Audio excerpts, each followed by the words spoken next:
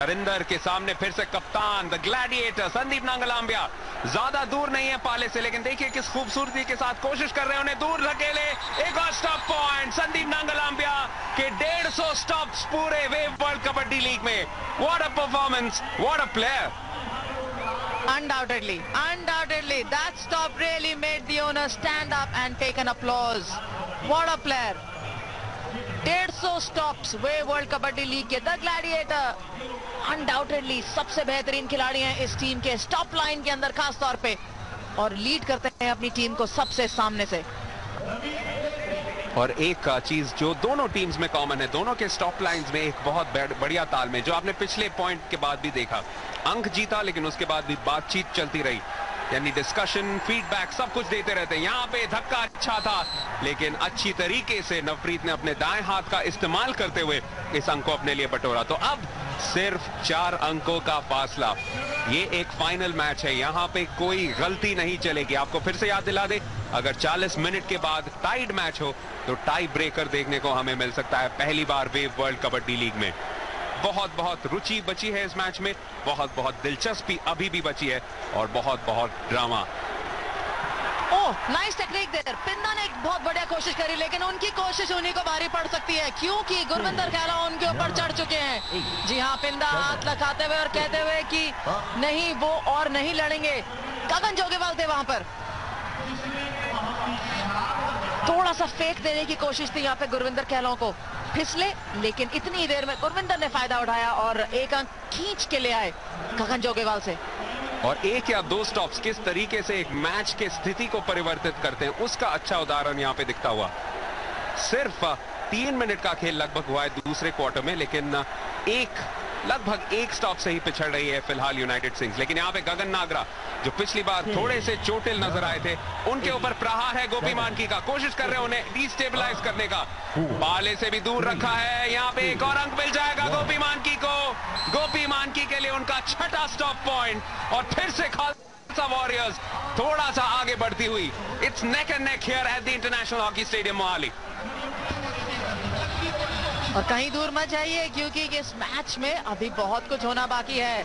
जैसे ही खालसा वॉरियर्स पिछड़ने लगती है अपने अंकों से, गोपी मानकी एक बढ़िया स्टॉप करते हैं और निकल कर आते हैं, और यहाँ गुरविंदर कहलों उसी को रिवर्ट करते हुए एक बढ़िया स्टॉप देखने को मिल सकता है क्योंकि कोई कोशिश नहीं कर पा रहे हैं यहाँ से निकलने की। राजू को मुझे लगता है यहाँ पे रोका जाएगा।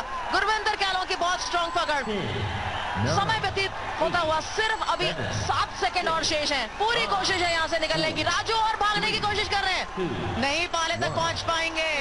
क्या बात है, क्या बात है। आप हमारे जितना बढ़िया करें तो अच्छा, नहीं तो हम उसको वापस जरूर कर देंगे। गुरविंदर कहलों पिछले कुछ हफ्तों से ही खेल रहे हैं यूनाइटेड सिंग्स के साथ। छोटे कद में है लेकिन इतने शक्तिशाली हैं। उनके सामने 6 फुट 1 इंच के जसमनप्रीत राजू जिस तरीके से उन्हें छोटे बच्चे की तरह समेट लिया था, उसके वजह से पूरी तरह फायदा मिला यूनाइटेड सिंग्स को। अब लवप्रीत को यह अंक कन्वर्ट करना पड़ेगा।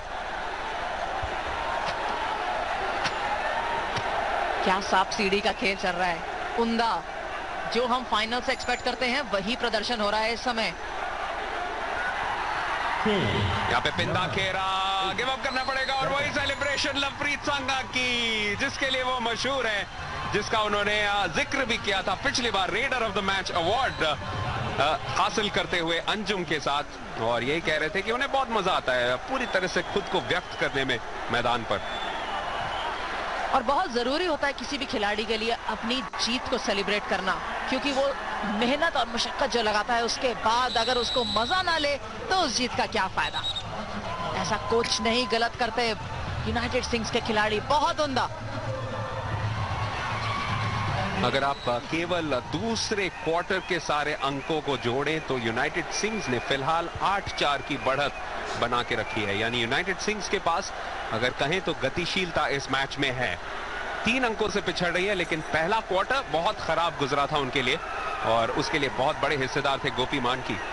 उनके फिटनेस के ऊपर सवालिया निशान था, लेकिन उन्होंने दिखाया कि बिल्कुल फिट हैं। लेकिन उनके सामने यहाँ पे नवप्रीत कोशिश कर रहे हैं कि वापस पहुंचे, धकेले जरूर गए हैं लेकिन अच्छी तरह से खुद को संतुलन बनाए रखते हुए वापस पाले के अंदर से उन्होंने धकेला। याद रखिए, पाला यानी वो 6 मीटर का दायरा जो आपको लाल रंग से दिखता है, उसके पार जाना पड़ता है।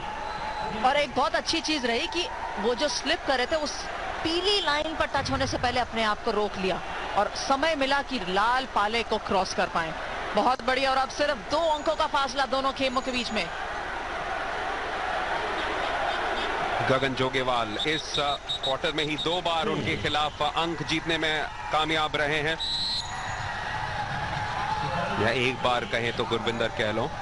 सोनालिका ट्रैक्टर जो कि हमारे को स्पॉन्सर्स में से हैं, वेव भी हमारे स्पॉन्सर हैं और उनके बहुत बहुत हम शुक्रगुजार हैं। उनके वजह से ही पिछले 106 दिनों में आपने इतनी सनसनीखेज कबड्डी देखी आपके स्क्रीन पर, यूट्यूब पर, और आप हमारे साथ जुड़ भी सकते हैं सोशल मीडिया पे। आप हमें लिख भेजिए facebook.com/world kabaddi league। बताइए कि सीजन 2 के लिए आप क्या देखना चाहेंगे। हमें ट्वीट भेजिए @w